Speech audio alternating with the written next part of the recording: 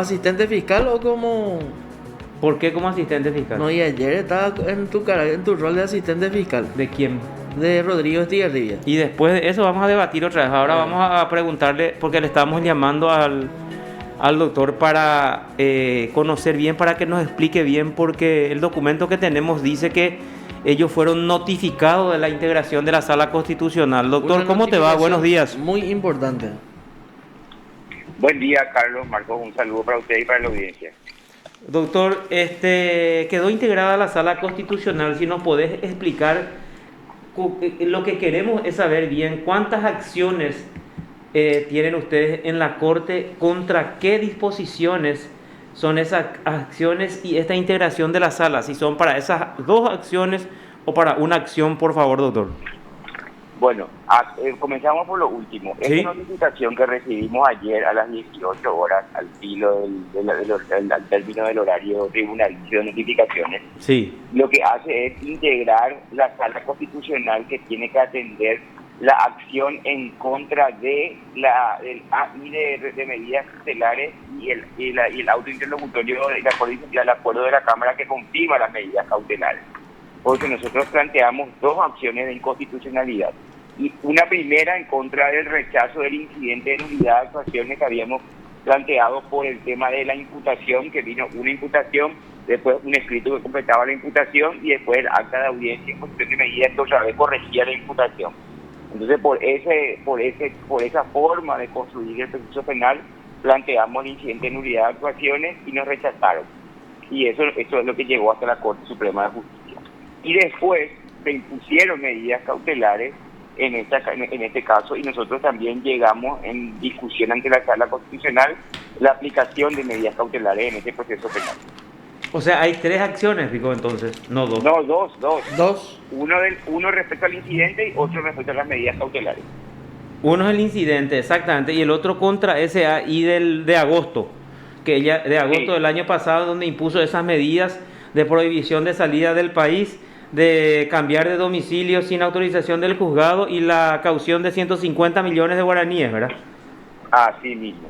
Bueno, y en ese caso, entonces, lo que se integró la Sala Constitucional con Alberto Martínez Simón, que aceptó conformar, ¿verdad? Vamos a ver si ustedes no lo van a recusar, no van a presentar nada para que esa sala ya pueda quedarse conformada, doctor, o tienen algún reparo a la intervención del doctor Martínez Simón en este caso.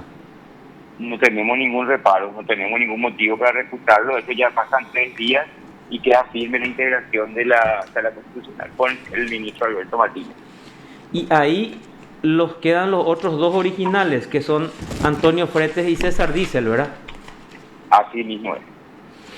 Bueno, es importantísimo entonces, porque si vamos a suponer que si que la Corte o la Sala Constitucional haga lugar a esa acción de inconstitucionalidad, ¿cuál sería el efecto, doctor? Bueno, sí, es que o sea, más que hacer lugar a la medida, a la acción, lo que queremos es que haga lugar a la medida cautelar de suspensión de efectos. Con eso se obtiene la libertad inmediata de Feina Alegre, porque no se puede ejecutar queda en suspenso la ejecución de la resolución que está atacada. Ah, perfecto. O sea, hay un pedido entonces de suspensión de efectos para resolver después el fondo de la cuestión. Así mismo. Y eso estamos hablando contra una resolución judicial. Si me podés explicar, porque estoy confundiendo, cuando es contra una decisión judicial, ¿es con la simple admisión o se tiene que aclarar específicamente y tiene que salir también la suspensión de los efectos, doctor? Como es contra un AI, no es contra una sentencia definitiva, tiene que expresamente la Corte suspender los efectos. Si es que era contra una sentencia definitiva, la interposición de la acción ya suspende los efectos.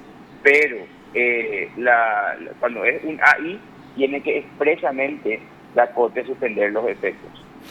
Doctor, y no sé, pero vos me vas a decir mejor que conoces más, pero quiero preguntarte un poco, creo que, no sé, en muy pocos casos o la mayoría de las decisiones de la Corte es que no hace correr las acciones de inconstitucionalidad contra los autos interlocutorios. En realidad no es común que se den este tipo de cuestiones en la Corte, pero sí que tienen precedentes, ¿verdad? Yo tengo precedentes en el caso de Rafael Cerizola, tenemos otros precedentes también en otros casos penales donde la Corte suspendió los efectos, ¿verdad? Yo tengo por lo menos 2 o 3 casos que yo logré que la Corte suspenda los efectos. Claro, y a veces depende también quiénes integran, ¿verdad? Y cómo soplan los vientos políticos, porque eso hay que tener en cuenta también en este Por tipo y supuesto. otros casos similares. Por eso le digo, porque incluso había merecido algún espacio reservado en los diarios cuando se les cuestionaba, por ejemplo, el rechazo, así creo que en el caso del ex intendente que está preso y condenado por el crimen del corresponsal de ABC, Pablo Medina, ¿verdad? Incluso los ministros de la Corte habían sacado un espacio reservado en donde explicaban que prácticamente no corría esa acción de inconstitucionalidad que había presentado la Fiscalía, por lo menos en ese caso, contra el auto interlocutorio que había dispuesto la libertad del ex intendente, pero en otra causa, ¿verdad? Por eso es importante entonces hablar un poco y ver y abrir todas las posibilidades, porque estamos ante un caso muy interesante, muy importante, doctor, y quiero aprovechar también y preguntarte, porque lo que se ataca sobre todo y se ataca principalmente es la raíz, digamos, del problema, que es la imputación del Ministerio Público. Y en ese sentido es muy importante si nos podés, ¿cómo vino? Si podés explicarnos un poquitito cómo se originó, cómo se abrió la investigación en esta causa así, en una forma cronológica y breve para que podamos tener los detalles un poquitito, doctor, y cómo se llegó a Edgar Sánchez y cómo se llegó a Eugenio Ocampos, por ejemplo.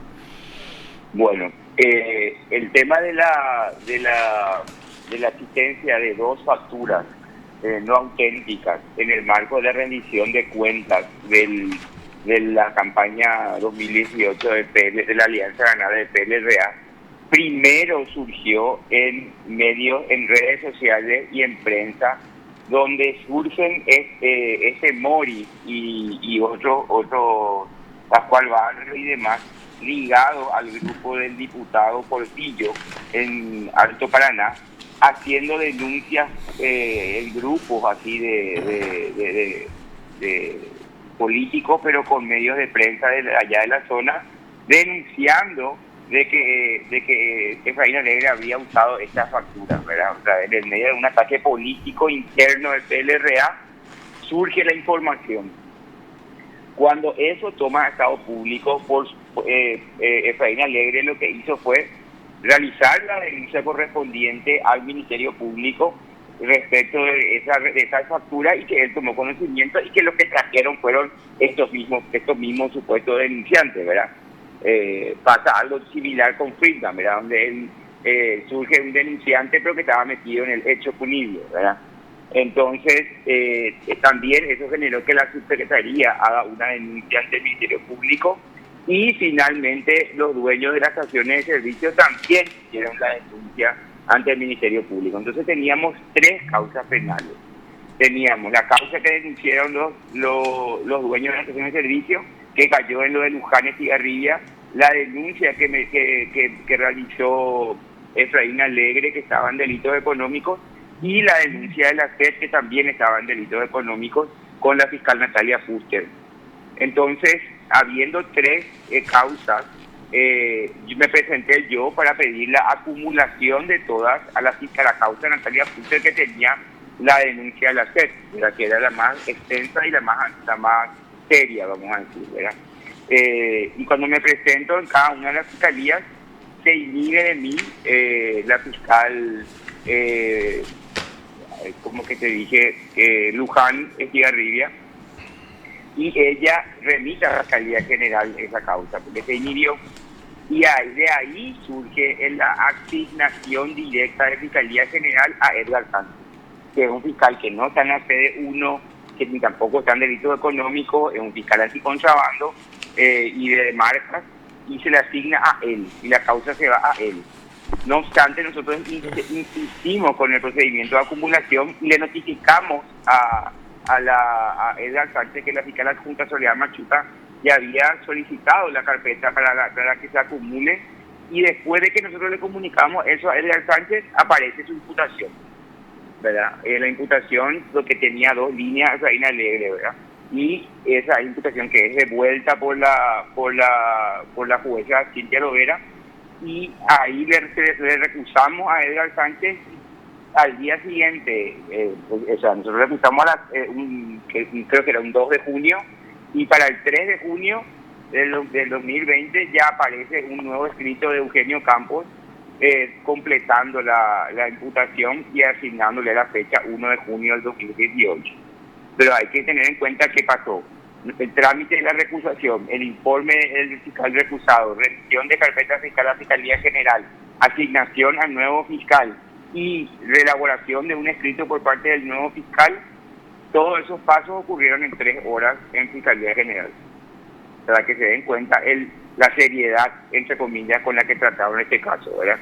Y este nuevo escrito es admitido por la jueza Cintia Lovera y se convoca a imposición de medidas cautelares. Estando nosotros en la audiencia de imposición de medidas cautelares, que no es todavía la del 25, esto era en julio del 2020, y nosotros planteamos ahí en plena audiencia, que se transmitió en vivo y en directo, porque nosotros solicitamos eso, y explicamos ahí, y toda la gente escuchó, que era de cumplimiento imposible el planteamiento de Eugenio Campos, porque la fecha 1 de junio era una fecha en la cual todavía no existía en el mundo del ser los documentos que objeto de la imputación. Las 2 facturas que son objeto de la imputación, me refiero a la factura del 19 de julio y la otra que creo que es de agosto u octubre del 2018. Cuando explicamos todo esto y terminamos de hacer la alegación, cuando la jueza le preguntó a Efraín Alegre si quería declarar o no, y él dijo que no, aparece a las apuradas Eugenio Campos a la audiencia y pide la palabra. A partir de ahí se descarriló el proceso penal, porque la jueza le concedió la palabra a alguien que ya había perdido su oportunidad de hablar, y en ese momento él viene y presenta unos documentos que le habían llegado, según él, la tarde anterior, y pide modificar un dato en la imputación. ¿Y cuál es el dato que modifica? Modifica la fecha del hecho, nada más y nada menos. Del 1 de junio del 2018 pasa a solicitar que el hecho se convirtió el 1 de abril del 2019. Cuando hace esto y presenta documentos, nosotros le dijimos a la jueza que esto era un hecho nuevo, que no conocíamos, que de hecho no estábamos convocados a una audiencia para tratar hechos del 2019, sino hechos del 2018, y que la imputación se basaba en eso, y de eso no estábamos defendiendo. Esto es otra imputación. Y la jueza nos dio un cuarto intermedio de 1 semana, y bueno, y planteamos el incidente de nulidad, que ella rechazó y que la Cámara confirmó, y nos convocó finalmente en estas circunstancias a una nueva audiencia, que es la audiencia del 25 de agosto, que hoy nos tiene aquí como consecuencia de la prisión preventiva de Efraín Alegre. Excelente, es un relato, digamos, pormenorizado de lo que pasó. Ahora, volviendo un poquito hacia atrás, entonces, lo que es importante resaltar es que Luján Estigarribia, entonces, tenía una de las causas. En esta causa en donde Efraín Alegre fue imputado posteriormente por Edgar Sánchez. Según nos explicaste, se inhibe Luján Estigarribia de vos y envía eso a Fiscalía General, y es la propia Fiscal General, la doctora Sandra Quiñones, entonces es la que le asigna a Edgar Sánchez para atender esta causa. Sí, o sea, no recuerdo si es Sandra Quiñones como tal o alguna de sus adjuntas, ¿verdad? Pero es de ese equipo, o sea, de la Fiscalía Adjunta Central vino la asignación a Edgar Sánchez. Y según vos, ese es un procedimiento correcto. La doctora Luján Estigarribia, ¿de qué fiscalía es? ¿De la central? De la sede 1. De la central de la sede 1. Y lo normal es que le sigan orden de turno. quién Claro. podría haber sido ahí, y ahí se va sucediendo, respetando ese orden de turno, porque creo que hay, o sea, el Ministerio Público está organizado y para eso se dispone de resoluciones o disposiciones generales dictadas por la titular del Ministerio Público. Sí, así, tenía que ser un fiscal de esa unidad. Sin embargo, se le saca a esa unidad, a la sede 1, y se lleva a una unidad especializada que no tenía ninguna lógica, ¿verdad? Ninguna lógica jurídica. Y bueno, ¿y qué te hace suponer a vos eso, doctor? ¿Qué te hace presumir No, y eso de todo, que... y todo lo que pasó después, cualquier interlocutor objetivo extrae de que aquí no había una motivación meramente jurídica. ¿Por qué un fiscal que ya sabe que que se le va a sacar una causa? Porque el fiscal no gana más o gana menos por tener 10 causas o 14 causas o 15 causas. Sí. Entonces, que a él le quiten trabajo, va a ganar igual. La lógica te dice que cualquiera que lleva la causa, ¿verdad? Nadie tiene que estar apegado a una investigación. Y ese fiscal, conociendo el que estaba en proceso de acumulación y que se iba a unir toda a otra fiscalía, que es una fiscalía especializada en delitos económicos, él hace esta imputación, que encima es una imputación descabellada desde el punto de vista legal y desde el punto de vista de los hechos. Entonces, lo que uno concluye es que a él se le asignó para que haga esto, ¿verdad? Se le asignó para que haga esto, y en consecuencia entonces se puede sospechar, se puede presumir de que más bien hay una motivación política que jurídica, doctor. Claro, porque el imputado no es un ciudadano que cualquiera, sino que es un líder político de la oposición, ¿verdad?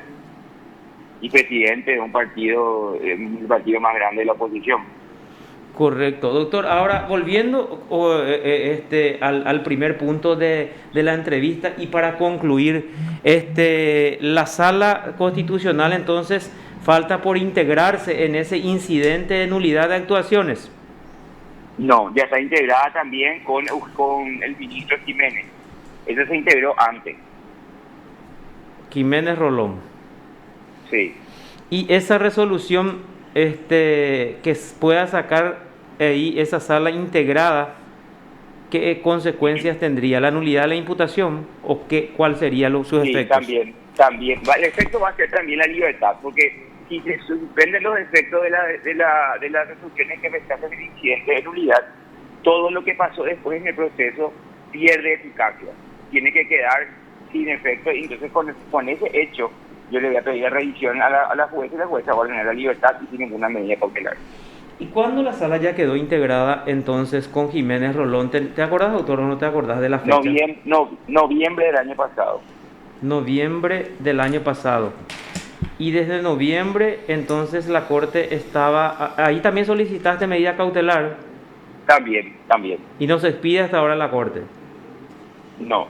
Pero yo creo que la situación de privación de libertad le va a obligar a expedirse, ¿verdad? Y a decir, el caso de límite o hago lugar, y bueno, y ahí nosotros agotamos la instancia nacional para ir internacionalmente con esta cuestión, y además y ver acá abajo qué hacer, ¿verdad? En primera instancia. Digo. Claro, pero es muy importante, doctor, o sea, vamos a suponer, para cualquier ciudadano común, corriente, es muy importante que la Corte se expida rápido. Imagínate, vos estás hablando que la sala ya quedó integrada en noviembre, estamos hablando de diciembre, enero, 2 meses, que la Corte te diga o no te diga, te doy o no te doy la suspensión de los efectos. O sea, el ciudadano necesita una respuesta independientemente a que sea Efraín, y no es necesario incluso que vaya preso, se vaya a lo extremo para que los ministros se expidan con respecto a una petición concreta, doctor. Así mismo es. La Corte tiene que ir, en cualquier caso, como decís, para cualquier ciudadano, como decís, con la salvedad de que ellos son un órgano para todo el país, ¿verdad? O sea, ahí se acumula y es como el cuello de botella de todo el país en la máxima instancia, ¿verdad? De las cuestiones que llegan a ellos. Pero en este caso en particular, triste sería que la Corte diga por cuestiones formales, nosotros no vamos a estudiar y rechace indígenas, cuando es una cuestión que le tiene en jaque o en análisis o en crisis a todo el país, ¿verdad? Porque hoy día lo que hizo el País Alegre es poner en el tapete la mala praxis de la aplicación de la prisión preventiva. por parte de Fiscalía y Poder Judicial. Así mismo, sería muy importante entonces que los ministros digan, en síntesis, que no se laven las manos, que estudien el fondo de la cuestión para Así saquen una mismo. resolución. Que digan, ¿está bien aplicado esto o no está bien aplicado esto? Sí, No sí. que digan, por cuestiones formales nomás, rechazo. Me tapo los ojos, eso pues, me tapo los ojos, ¿verdad? Claro. Quiero ver algo que está pasando. El famoso oñemolente, ¿verdad? Como se dice en guaraní. Así mismo. Doctor, muchísimas gracias por este contacto y que tengas un buen fin de semana. Gracias por las aclaraciones. Igualmente para ustedes cuando gusten. Hasta luego. Te informó PDS Radio TV Digital. Guillermo Duarte Cacabelo, defensor de Efraín Alegre. ¿Por qué? Puede ser reiterativa la nota o la entrevista, pero en este momento el caso que concentra la atención es la prisión de Efraín Alegre. Sí. Y es muy importante que tengamos todos los datos concretos. Entonces,